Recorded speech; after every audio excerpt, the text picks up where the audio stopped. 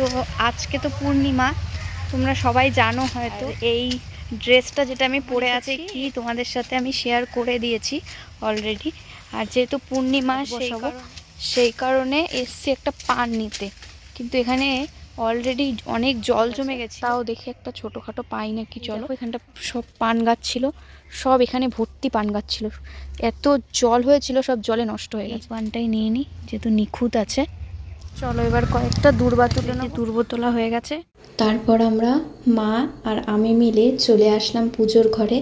মা গোপুকে স্নান করিয়ে দিল, আমি মহাদেবকে জল অর্পণ করে ঘরটা সাজিয়ে নিলাম। আর দাঁড়াও, একটা জিনিস দেখাচ্ছি, দেখো ঠাকুর ঘরে কিন্তু কোথাও ফ্যান চলছে না, তাও প্রথম থেকে শেষ পর্যন্ত গোপু এভাবে একা একাই কিন্তু সিংহাসনে দোল খেয়েছে।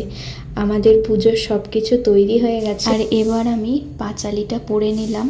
আর তোমাদের কার কার বাড়িতে এই রাম ঠাকুরের পুজো হয় আমাকে কিন্তু অবশ্যই কমেন্ট করে জানিও। আর পুজোর শপিং কার কত দূর হলো সেটাও জানাও কিন্তু। তোমাদেরকে একটা খুব সুন্দর একটা জিনিস দেখাবো।